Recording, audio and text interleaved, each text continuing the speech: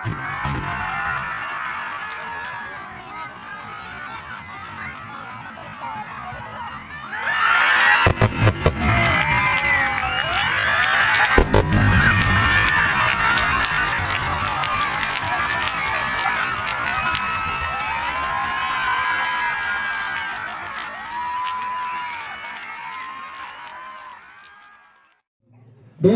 ابھی بہت جلد آپ کے سامنے حضرت علامہ مولانا مفتی وسیم اکرم صاحب مدثر علی تشریف لائیں گے. آپ ان کی بیان بھی سنیں, متوجہ ہو کے سنیں, ایک سو ہو کے سنیں. انشاءاللہ تعالی آپ اپنے دل کو جھانک کر پوچھیں گے, آپ اپنے دلوں میں ٹہل کے پوچھیں گے کہ آپ نے جلسے میں شریک ہوئے اور جو لوگ جلسے میں شریک نہیں ہوئے انہوں نے کیا نقصان کیا اور آپ نے کیا فائدہ اٹھایا.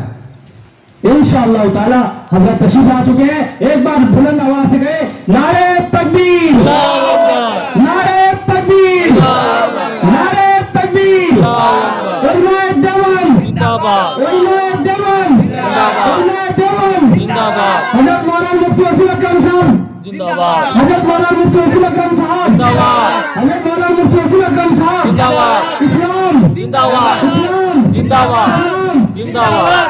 آپ کے سامنے روبرو حضرت علامہ مولانا مفتی وسیم اکرم صاحب مدثر علی تشریف لا چکے ہیں. آپ ان کے تقریر سے مستفید ہوئیے.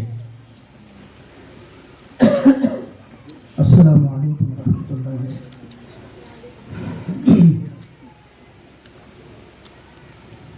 الحمد للہ نحمده ونستعینه ونستغفره ونؤمن به ونتوکل علیہ ونعوذ باللہ من شرور انفسنا ومن سیئات اعمالنا من يهده الله فلا مضل له ومن يضلله فلا هادي له ونشهد أن لا إله إلا الله وحده لا شريك له ونشهد أن سيدنا وسندنا ونبينا ومرشدنا محمدا عبده ورسوله. أما بعد قال الله تعالى في كلامه المجيد بعد أعوذ بالله من الشيطان الرجيم بسم الله الرحمن الرحيم. قل إن كنتم تحبون الله فاتبعوني يحببكم الله ويغفر لكم ذنوبكم والله غفور رحيم. وقال تعالى ما آتاكم الرسول فخذوه وما نهاكم عنه فانتهوا. وقال تعالى في موضع آخر ظهر الفساد في البر والبحر بما كسبت أيدي الناس. وقال النبي صلى الله تعالى عليه وعلى آله وأصحابه وذرياته وأهل بيته أجمعين لا يؤمن أحدكم حتى أكون أحب إليه من والده وولده والناس أجمعين. وإذا قال النبي صلى الله عليه وسلم أعمالكم أمالكم أو كما قال عليه الصلاة والسلام.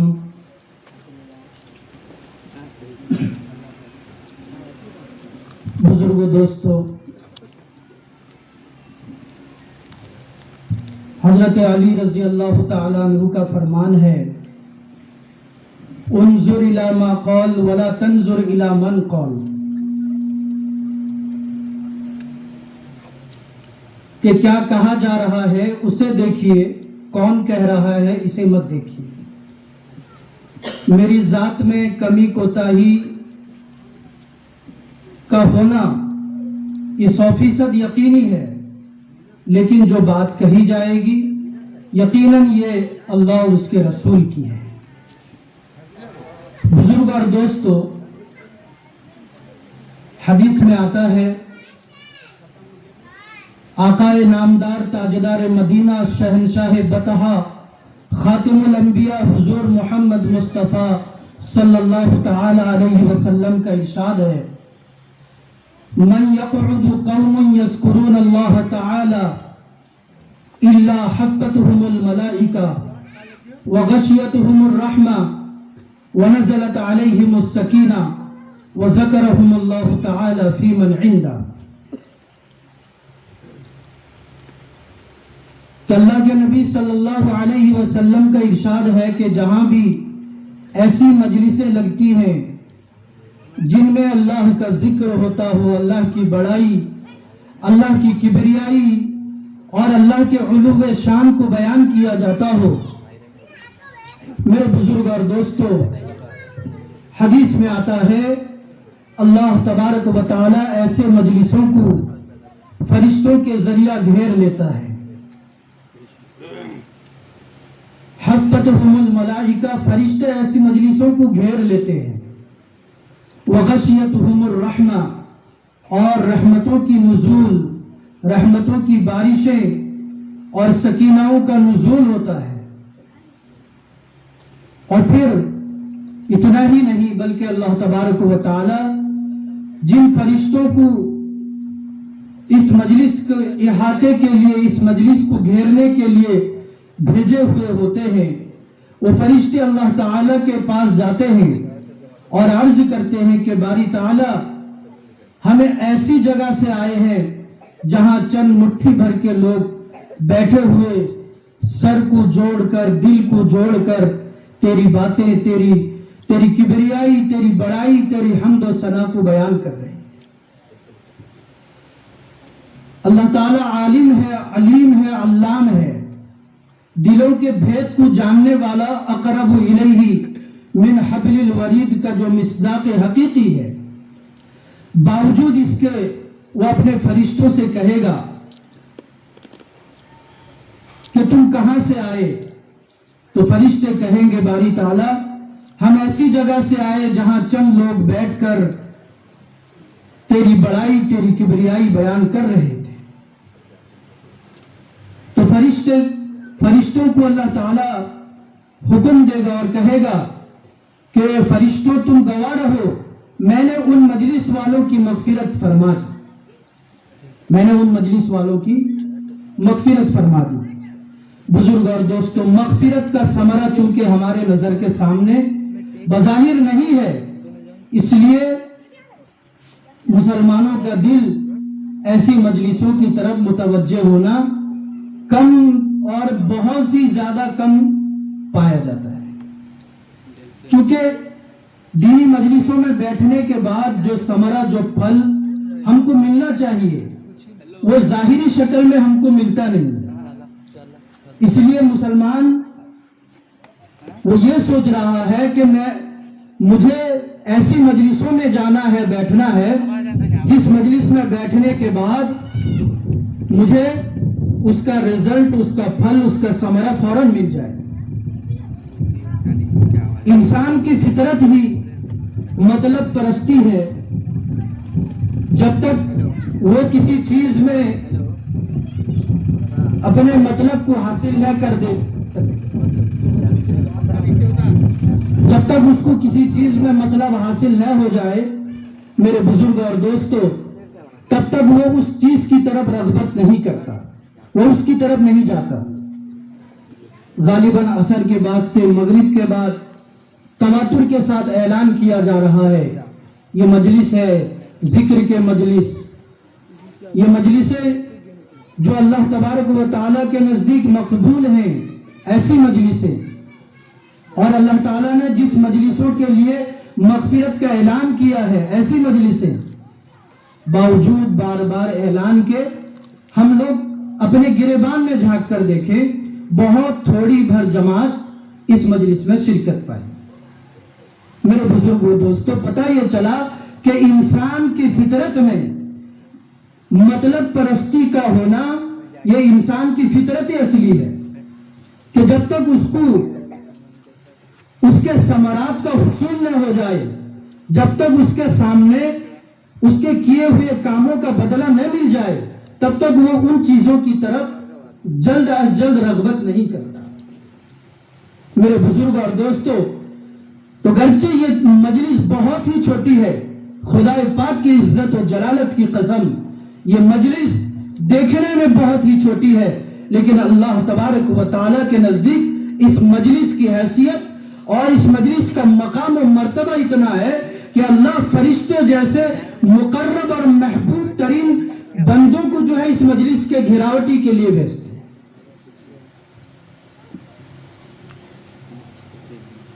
ہاں میرے بزرگوں دوستو، تو یہ مجلس گرچہ ہمیں چھوٹی دکھ رہی ہو لیکن یہ اللہ کے نزدیک مقبول ہے، مقبول ہے۔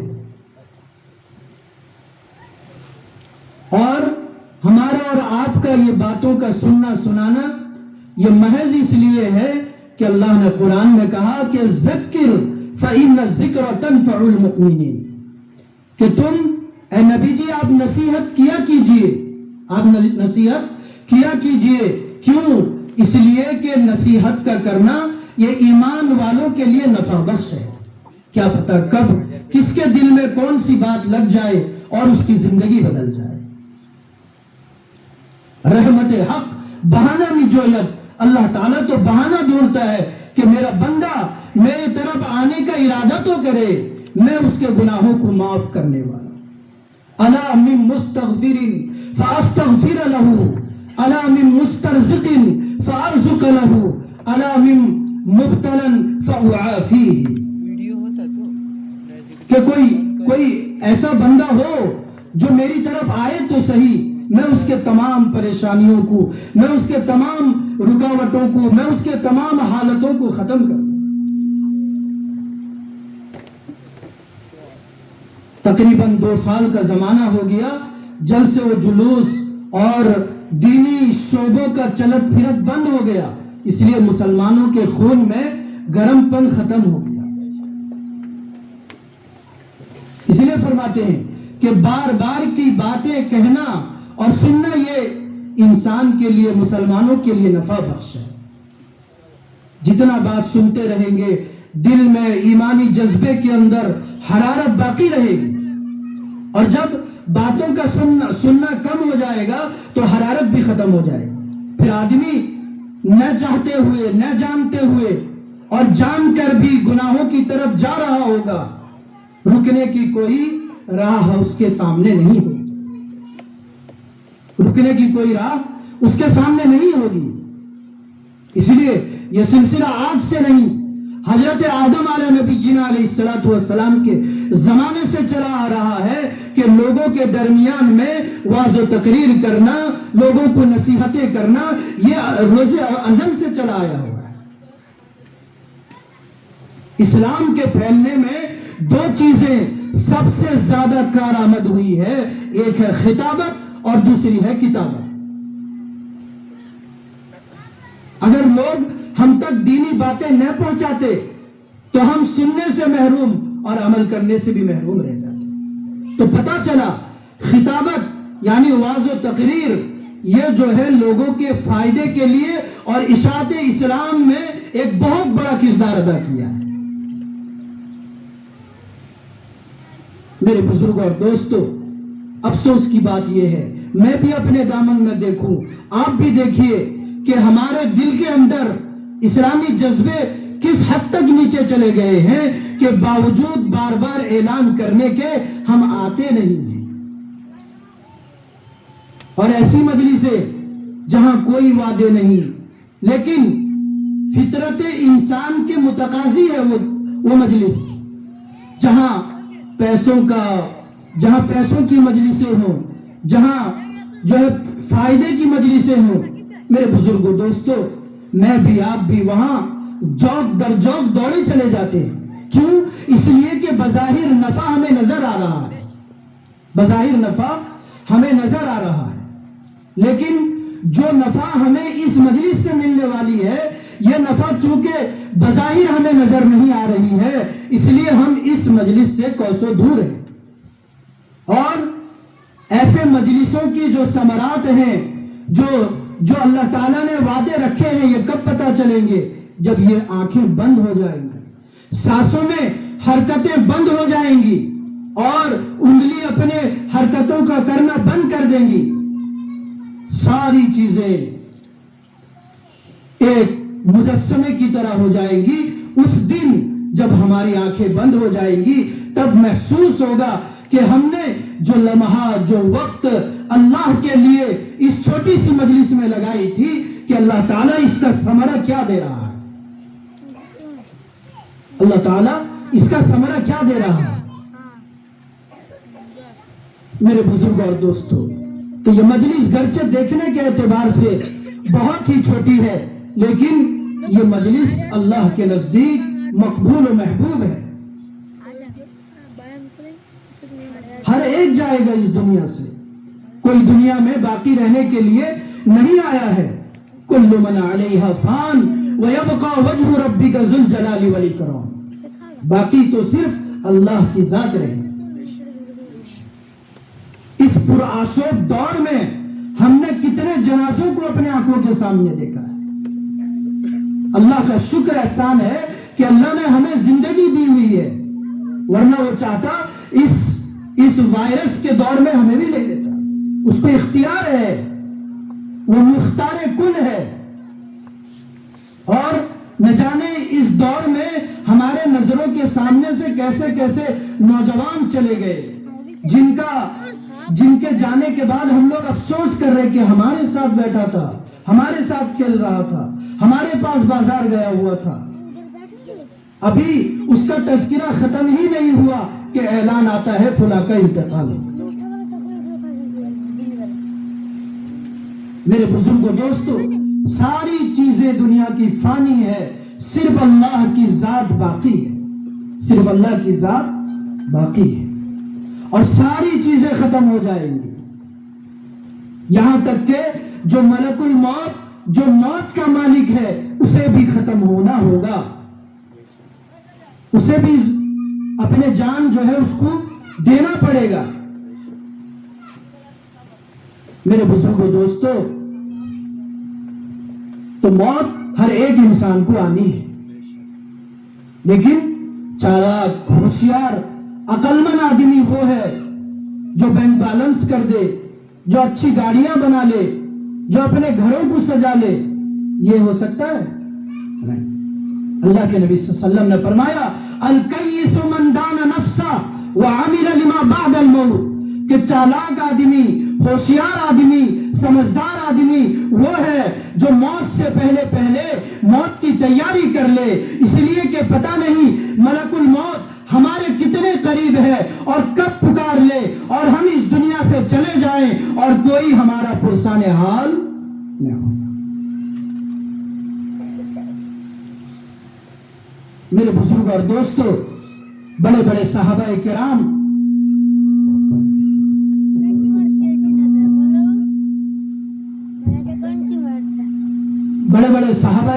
بزرگان دین جنہوں نے دن رات اللہ کی عبادت اور اللہ کی ریاضت میں اپنی زندگی کو کھپایا، لیکن جب وقت نزاع آتا تھا تو ان کی بھی جان ہلک پر چلی جاتی تھی، وہ بھی پریشان ہو جایا کرتے تھے. میرے بزرگوں دوستو، تو اس موت جیسے پل سے ہم سب کو گزرنا ہے. اللہ کے نبی نے فرمایا الموت جسر یوصل الحبیب الی الحبیب، کہ موت ایک پل ہے جو ایک حبیب سے دوسرے حبیب کو ملاتی. موت ایک پل ہے اور اس پل سے ہر ایک کو گزرنا ہے. اس پل سے ہر ایک کو گزرنا ہے. اور فرما دیا کہ چالاک آدمی وہ ہے جو موت سے پہلے اپنی اس دنیاوی زندگی کو ایسا بنا لے کہ آخرت میں اللہ تعالیٰ اس کا حساب و کتاب آسان کرے. آخرت میں اس کا حساب و کتاب آسان کرے. ٹھیک حرص و حوث کو چھوڑ میاں مت دیس بدیس پھرے مارا، قزاق اجل کا لوٹے ہیں دن رات بجا کر نقارا. کیا بدھیاں بھینسا بیل ستر، کیا گونی پلا سر بھارا، کیا گیہوں چاول موٹ مٹر، کیا آگ دھواں اور انگارا، سب ٹھاٹ پڑا رہ جائے گا جب لاد چلے گا بنجارا. سب پڑا رہ جائے گا. یہ دوست یار یہ احباب، یہ دنیا دار، یہ ساری چیزیں، یہ جبہ قبہ، یہ ساری قمقماتی چیزیں، یہ ساری چیزیں رہ جائیں گی. آ جائے گا وقت اور پکارے گا اللہ اذا جاء اجلهم لا يستأخرون ساعة ولا يستقدمون. جب موت کا وقت آ جائے گا نہ ایک لمحہ ادھر ہوگا نہ ادھر. میرے بزرگ اور دوستو، اس موت کی تیاری کے لیے اللہ رب العزت نے ہمیں اور آپ کو اس دنیا میں بھیجا ہے، اس موت کی تیاری کے لیے. قرآن پاک کی 2 آیتیں میں نے تلاوت کی ہیں. اللہ تعالیٰ فرماتا ہے ظہر الفساد فی البر والبحر بما کسبت ایدی الناس، کہ زمین میں اور پانی میں، خشکی میں جتنے بھی فساد ہوتے ہیں، یہ تمام فساد انسان کے اعمال کی وجہ سے، انسان کے اعمال کی وجہ سے ہوتے ہیں. ان حالتوں کا آنا، ان بیماریوں کا وجود میں آنا، یقیناً خدا پاک کی عزت اور جلالت کی قسم سائنسداں یہ کہہ سکتا ہے کہ یہ کسی انفیکشن کی وجہ سے ہوا ہے یا یہ کسی اور چیز کی وجہ سے ہوا ہے، لیکن اللہ پر اللہ کی وحدانیت پر یقین رکھنے والا، ایمان رکھنے والا، وہ یہی سمجھے گا کہ بیماری کا دینے والا بھی اللہ ہے اور بیماری سے شفا دینے والا بھی اللہ ہے. یہ بیماری میرے بھائیوں، بزرگوں، دوستوں، دنیا میں بیماریوں کا آنا، حالتوں کا آنا، زلزلوں کا آنا، مصیبتوں کا آنا، پریشانیوں کا آنا، یہ ساری چیزیں کیوں ہوتی ہیں؟ اللہ نے قرآن میں واضح طور پر اعلان کر دیا کہ ظہر الفساد فی البر والبحر بما کسبت ایدی الناس. یہ لوگ جب اپنے اعمال کو خراب کر دیتے ہیں، جب اپنے افکار کو خراب کر دیتے ہیں، جب اپنے دماغ میں برائیاں لے آتے ہیں، جب اپنے کرتوتوں کو برا کر دیتے ہیں، تو اللہ تعالیٰ ان کے ان برے اعمال کی بنا پر، ان کے برے کرتوتوں کی بنا پر اللہ تعالیٰ دنیا کے اوپر حالات لے آتے ہیں، پریشانیاں لے آتے ہیں، مصیبتیں لے آتے ہیں. اور آج کے دور میں مسلمانوں، ہم اپنے سوسائٹی کا جائزہ لیں. اتنی پرخطر دور ہے، مسلمان کو چاہیے کہ وہ اپنے اللہ کی طرف رجوع کرے. اتنے حالات میں لوگ مر رہے ہیں، کھانے کے لیے بھوکے بھوکے مر گئے، پریشانی کا عالم، کوئی کسی کو پوچھنے والا نہیں. ایسا دور بھی سامنے سے گزرا، پھر بھی مسلمان ہے کہ وہ عبرت لینے کے لیے تیار نہیں. میرے بزرگ اور دوستو، اللہ تبارک و تعالیٰ نے فرمایا کہ یہ انسان کے بد اعمالی کی بنا پر دنیا پر حالات ہم ڈالتے ہیں. پھر حالات صحیح کیسے ہوں گے؟ آئیے ہم قرآن سے، حدیث سے، صحابہ کی زندگیوں سے یہ پتہ لگائیں کہ جب حالات آ جاتے ہیں ان کا اختتام کیسے ہوتا ہے، ان کا خاتمہ کیسے ہوتا ہے. اللہ کے نبی صلی اللہ تعالی علیہ وسلم نے ہمیں اور آپ کو یہ تعلیم دی، اعمالکم امالکم، کہ تمہارے اعمال جس قدر ہوں گے تم اپنے پیٹھ پر بوجھ اسی قدر اٹھاؤ گے. تمہارے اعمال اچھے ہوں گے تو تم اپنے پیٹھ پر صحیح اور نیکیوں کے بوریاں اٹھاؤ گے، اور اگر اعمال برے ہوں گے تو اپنے پیٹھ پر بھی اعمال برائیوں کے اٹھاؤ. میرے بزرگوں، دوستو، تو پتہ یہ چلا دنیا میں ابھی جو یہ حالات اور احوال چلے ہوئے ہیں، مسلمان پریشان ہے، مسلمان حالتوں سے دوچار ہو رہا ہے. پتہ یہ چلا کہ ان تمام چیزوں پر سب سے پہلے نظر ہماری اس چیز کی طرف جا رہی ہے کہ ہمارے اعمال برے ہو گئے. اللہ تعالیٰ نے دنیا پر اور ہمارے اوپر یہ حالات لے آئے. ہمارے حالات، ہمارے اعمال برے ہو گئے. اللہ تعالیٰ نے ہمارے اعمال کی بنا پر ہم پر یہ حالات لے آئے. مسلمان مر رہے ہیں، پٹ رہے ہیں، خونریزی کے عالم میں ہیں. سچا مسلمان 313 جنہوں نے پورے عرب کے تختے کو پلٹ دیا تھا، یہ ایمانی جذبہ اور طاقت تھی، یہ اللہ کی وحدانیت کو اپنے دلوں میں لیے ہوئے تھے. خالد بن ولید ایک صحابی رسول ہیں. کسی غزوے غزوے کے لیے جا رہے ہیں، دیکھا کہ دشمنوں کی لشکر جو ہے 60,000 کی ہے. کتنے کی؟ 60,000 کی لشکر ہے دشمنوں کی، اور یہ تنے تنہا نکل رہے ہیں. صحابہ نے مشورہ دیا، خالد بن ولید دشمنوں کے لشکروں کو دیکھو، وہ تو 60,000 کی تعداد میں. خالد بن ولید رضی اللہ تعالیٰ عنہ، جن کے دل ایمانی حرارت سے بھرے ہوئے تھے، شرسار تھے، وہ یہ جواب دیتے ہیں کہ گرچہ دشمن کی تعداد 60,000 ہے، لیکن میں یہ مانتا ہوں کہ جو اللہ کے، جن کا دل اللہ کے ڈر سے، خوف سے خالی ہوتا ہے، وہ قلب، وہ جگر اور وہ انسان مردے کے مثل ہوتا ہے، اور میں ان 60,000 کو مردہ مانتا ہوں، اور میں ان سے لڑنے کے لیے تنے تنہا کافی ہوں. اللہ بزرگ اور دوستو، روایتوں کے اندر آتا ہے خالد بن ولید کو مشورے کے تحت 60 آدمی دیا جاتا ہے کہ ان 60 آدمیوں کو لے کر جاؤ اور ان 60,000 سے مقابلہ کرو. چنانچہ خالد بن ولید ایک چھوٹے سے جتھے کو لے کر ان 60,000 سے مقابلے کے لیے نکل پڑتے ہیں، صرف اس بنا پر کہ ان کے دل میں ایمانی حرارت تھی، ایمانی بساست تھی، وہ ایمان کے علم بردار تھے، وہ اللہ کی وحدانیت پر عمل پیرا کرنے والے تھے، وہ اللہ کے حکم پر عمل کرنے والے تھے،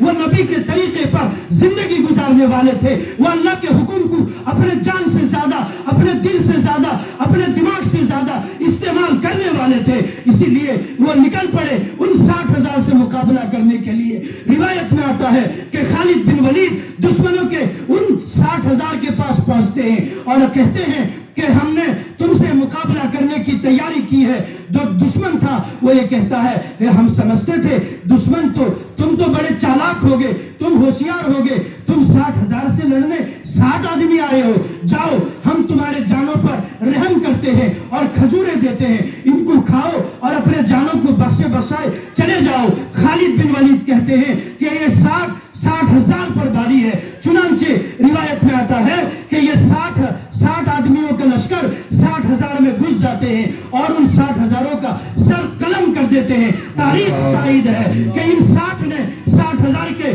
سر کو قلم کر کے تاریخ رقم کی ہے، اور ایسی تاریخ رقم کی ہے کہ پوری دنیا رہتی دنیا تک کی انسانیت اس کو یاد کرے.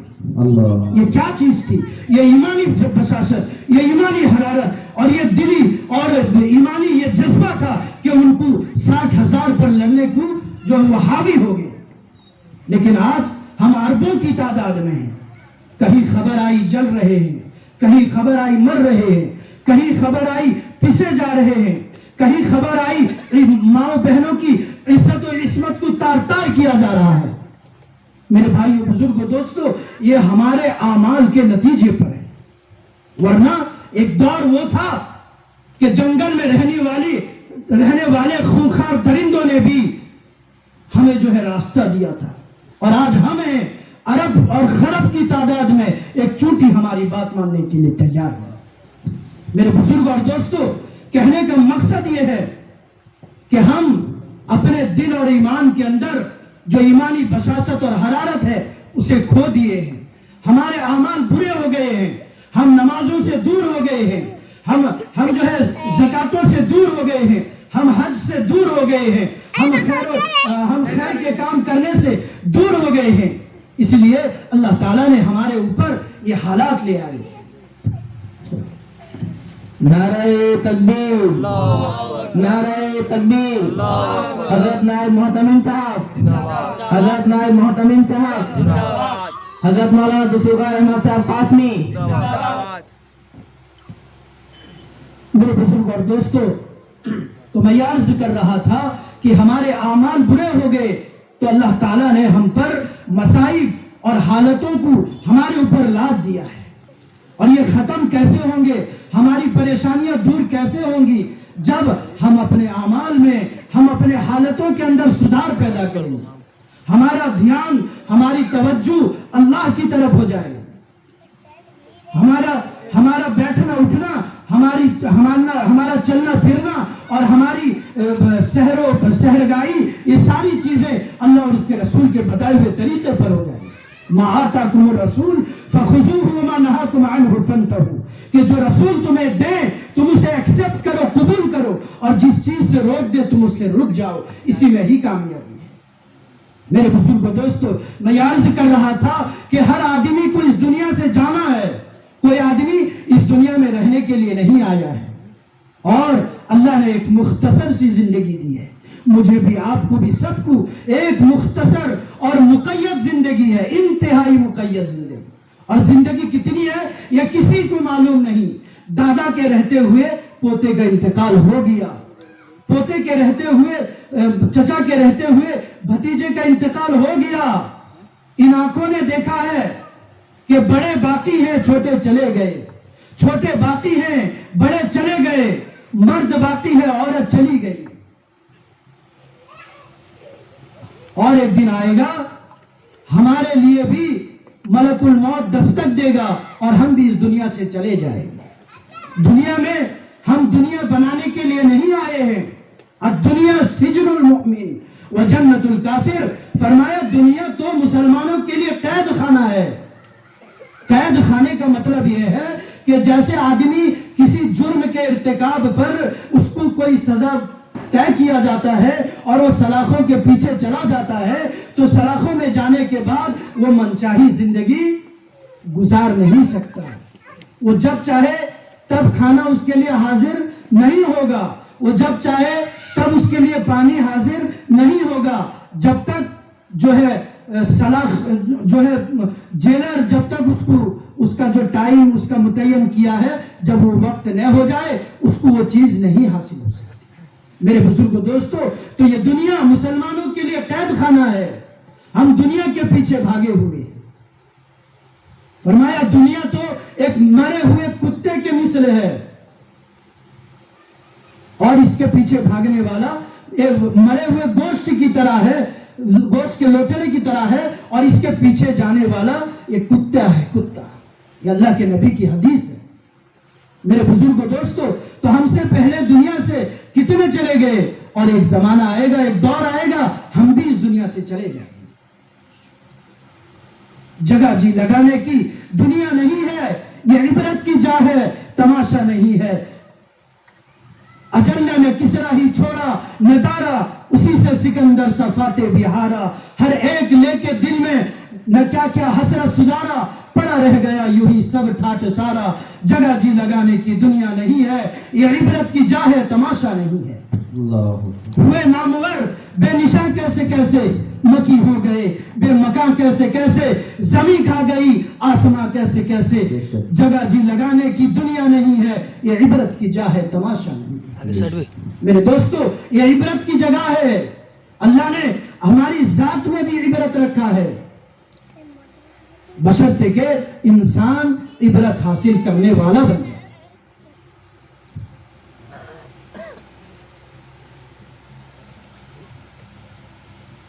میرے بزرگ اور دوستو، میں عرض کر رہا تھا کہ دنیا جو ہے، دنیا میں ہم آئے ہیں آخرت کی تیاری کے لیے، اور آخرت کی تیاری یہ نیک اعمال ہیں۔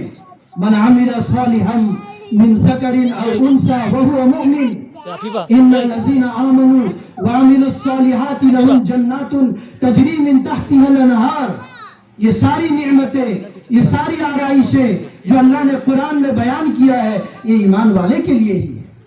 ایسی جنتیں جس کے نیچے نہریں جاری ہوں گی، بشرطے کہ وہ ایمان والا ہو۔ ایمان کے بغیر کوئی چارہ کار نہیں، کوئی چارہ کار نہیں، کوئی کامیابی نہیں، چاہے وہ مرد ہو یا عورت ہو۔ مرد ہے ایمان ہے کامیاب ہے، عورت ہے ایمان ہے کامیاب ہے، اور دونوں ہیں ایمان نہیں ہے ناکام ہے۔ اسی لیے دخول جنت کے لیے سب سے پہلی شرط ہے ایمان۔ ایمان نہیں ہے، چاہے وہ مرد ہو عورت ہو، دیہات کا رہنے والا ہو یا شہر کا رہنے والا ہو، کامیابی اس کے لیے نہیں ہے۔ لیکن ایمان ہے تو اللہ تعالیٰ اس ایمان کے بدلے، اس ایمان کے صدقے اس کا بیڑا پار کر دیں گے۔ میرے بزرگ اور دوستو، اللہ تعالیٰ سے دعا کریں کہ اللہ تعالیٰ ہم سب کو ایمان خاتمے ایمان کے ساتھ خاتمہ عطا فرمائے. اللہ تعالی ہم سب کا خاتمہ ایمان کے ساتھ عطا فرمائے. اور اللہ تعالی ہم سب کو جو ہے اپنے محبوب ترین بندوں میں ہمارا شمار عطا فرمائے. اور اللہ تعالی ہم سب کو جو ہے اپنے سایہ نشان نعم البدل عطا فرمائے. میرے بزرگ اور دوستوں، میں انہی چند بات پر اپنی باتوں کو ختم کرتا ہوں. دعا کریں کہ اللہ تعالی ہم سب کو کہنے سننے سے زیادہ عمل کی توفیق عطا فرمائے. وآخر دعوانا الحمد للہ رب العالمین.